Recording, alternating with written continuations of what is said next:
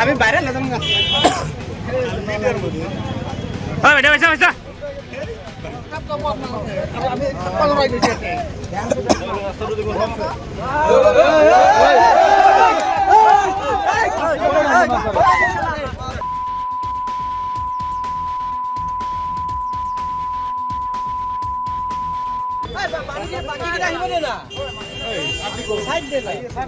বলবো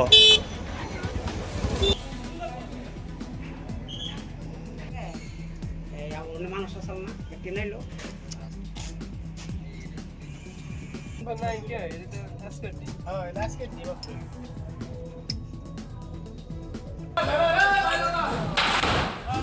কোন কলেজের পড়ানো যাও ঠিক আছে কিছু সেকেন্ড করে দরকার আছে না দাবা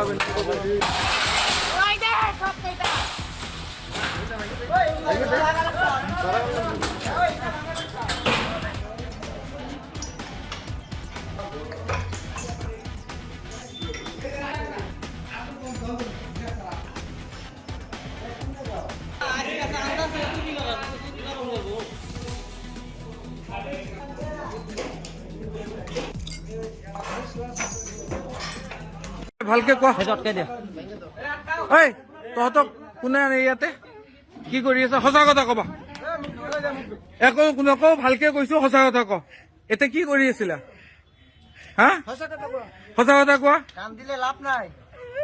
ক আজি এই গোটেই ষ্টুডেণ্ট যে ইয়াতে আহিছে এইবিলাক অবৈধ কাম যে কৰি থাকা তোমালোকৰ কি লাজ নালাগে হা ঐ কি কৰি আছিলা গোটেই ভিডিঅ' প্ৰুফ আছে কি কৰি আছিলা ইয়াতে অবৈধ কাম যে হয় তোমালোকক কোনে এইবিলাক কৰিব দিয়ে मालिक कौन हाँ नहीं जानता कहाँ से हो तुम बाहर से आके यहाँ रहते हो हाँ बाहर से कहाँ से बरपेटा रोड में रहते हैं रोज यहाँ पे आते हो नहीं तो आज सुबह आया अच्छा तुम लोग हाँ এতিয়া পুলিচ মাতি আছো এতিয়াই পুলিচ মাতি আছো কোৱা মুখ বন্ধ কৰিয়ে কোৱা অসুবিধা নাই মুখ বন্ধ কৰিয়ে কোৱা সঁচা কথা কোৱা একো নকওঁ কোৱা মুখ বন্ধ কৰিয়ে কোৱা সঁচা কথা কোৱা আৰু কাম কৰিবা এইবোৰ জীৱনত কৰিবা এনেকুৱা কাম হা তোমালোকৰ মা ভনী নাই হা জীৱনত কি কৰিবা এনেকুৱা কাম কৰিবা ভুল হৈছে না তোমালোকৰ ৰেগুলাৰ কিয় আহা তোমালোক হা এনেকুৱা এটা স্কুল আছে অনুষ্ঠান আছে জনিয়া বজাৰত তোমালোকে এনেকুৱা প্ৰস্টিটিউট খুলি আছা লাজ নালাগে তোমালোকৰ লাজ নালাগে জীৱনত কৰিবা এনেকুৱা কাম হা এতিয়া পুলিচ মাতি আছো আৰু জীৱনত যাতে এনেকুৱা নহয়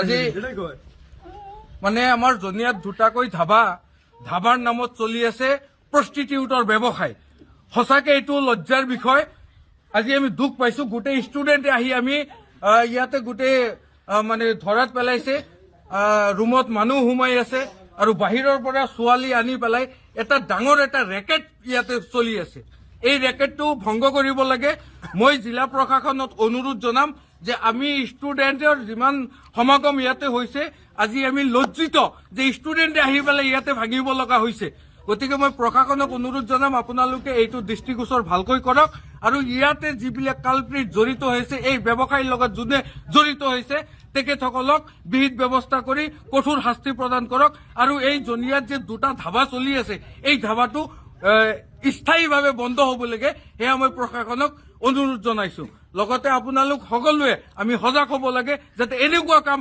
জনিয়াত বুলি নহয় বৰপেটা জিলাত বুলি নহয় অসমত কতো যাতে নহয় মই সকলোকে অনুৰোধ জনাইছো আপোনালোকে এইটো বন্ধ কৰাৰ ক্ষেত্ৰত আমাক সহায় কৰক ধন্যবাদ আজি আমাৰ জনিয়া গাঁৱৰ সচেতন মহলে ছাত্ৰই বিভিন্ন দল সংগঠনে মিলি আৰু ইয়াতে বহুত দিনৰ পৰাই আমি চাই আছোঁ যে দুটামান ৰেষ্টুৰেণ্ট চলি আছে কিন্তু পিছে যাই আমি চালোঁ যে এই ৰেষ্টুৰেণ্টৰ আঁৰত ইয়াতে মানে আপোনাৰ নাৰী ব্যৱসায় চলি আছে আজি আমাৰ সেই সব তথ্য আমাৰ হাতত আছে ইয়াৰ সচেতন ৰাইজে ছাত্ৰসকলে মিলি বিভিন্ন দল সংগঠনে মিলি আজি ইয়াতে আহি এইটো বন্ধ কৰি দিয়া হ'ল ভাঙি দিয়া হ'ল জড়িত আজি পাইছে নেকি ক'ৰবাত ইয়াতে? ইয়াতে পোৱা গৈছে, আপোনাৰ 7জনী ছোৱালী পোৱা গৈছে আৰু কিছুমানে পলাইছে। তাৰপিছত কোনো ল'ৰা মানুহক পোৱা গৈছে নেকি? ল'ৰা মানুহকো পোৱা গৈছিল, কিন্তু তেওঁলোকে সম্ভৱতঃ পলাইছে। ইয়াতে পোৱা নাই। বৰ্তমান 7জনী ছোৱালী আমাৰ আৰক্ষীৰ হাতত জমা আছে। ই বিভিন্ন ঠাইৰ পৰা আহিছে, আপোনাৰ দুপিৰ পৰা আহিছে, বঙাইগাঁৱৰ পৰা আহিছে, বৰপেটা ৰুটৰ পৰা আহিছে, বিভিন্ন ঠাইৰ পৰা আহিছে। এতিয়া কি বিচাৰে ৰাইজে? আমি বিচাৰোঁ যে ইয়াতে যাতে আৰু এই আমাৰ জনীয়া অঞ্চলৰ নাম, এই গাঁৱৰ নামটো যাতে আৰু নষ্ট নহয়। ইমান দিন যি হ'লে আগত দিনত আমি প্ৰশাসনৰ মহোদয়ক আমি আবেদন জনাম যাতে এনেকুৱা যাতে অবৈধ কাম আমাৰ জনীয়াত বা গোটেই অসমত বা গোটেই ভাৰতবৰ্ষত যাতে নহয়। আজি ভিডিঅ'ৰ মাধ্যমে আপোনালোকে নিশ্চয় দেখা পাব যে জনীয়া যি দুটা ধাবা চলি আছিল, অশ্লীল কাম চলি আছিল আমাৰ এই গাঁৱলীয়া অঞ্চল জনীয়াৰ নিচিনা এনেকুৱা বিশিষ্ট এটা অঞ্চলত এনেধৰণৰ দুষ্কৃতিকাৰী যি ব্যৱসায় চলি আছিল, এই ব্যৱসায়ৰ বিৰুদ্ধে আমি আজি এটা অভিযান চলাইছিলোঁ। এই ব্যৱসায় দুটা আজিৰ পৰা বেন কৰিলোঁ বুলি আমি ৰাইজক জনাব পাৰি বহুত ভাল অনুভৱ কৰি আছোঁ। আজি আপোনালোকে চাই আছে যে জনীয়াৰ যি দুটা ধাবা চলি আছিল, এই ধাবা দুটাত বিচনাৰ ছিষ্টেম, ছোৱালীৰ ছিষ্টেম এভেইলেবল আছিল, সব ছিষ্টেমে আছিল। কেৱল আপুনি আহিব লাগে, টকা দিব লাগে, কাম হ'ব লাগে, এনেকুৱা অৱস্থা আছিল। আমাৰ এই অঞ্চলৰ প্ৰতি যি এটা ভাবুকিৰ সৃষ্টি হৈছিল এই দুটা ধাবাৰ পৰা, আমি সেই ভাবুকি আজিয়ে শেষ কৰিলোঁ বুলি ভাবিছোঁ। আজি দুয়োটা ধাবা ভাঙচুৰ কৰা হ'ল যাতে এনেধৰণৰ অশ্লীল কাম কাজ যাতে আমাৰ জনীয়া অঞ্চলত নহয়, কৰিব নোৱাৰে, তাৰ বাবে আমি ৰাইজ সজাগ হৈছোঁ। কোনে চলাইছিল এই ধাবা? বিশেষকৈ মই মালিকৰ নাম দুটা নাজানো, যদিও চাই আছিলোঁ মালিকৰ নাম তেনেধৰণে উত্থাপন নকৰে, ফাঁচি যাব, সেইকাৰণে উত্থাপন নকৰে। আমি আজি আহিছোঁ, দুয়োটা ধাবা ভাঙচুৰ কৰিছোঁ, শেষ দিছোঁ। কাৰ উদ্যোগত হৈছিল? এইটো ৰাইজৰ উদ্যোগত, আমাৰ নিচিনা যুৱ প্ৰজন্মৰ উদ্যোগত। যুৱ প্ৰজন্মই যিটো খোজে কৰিব পাৰে।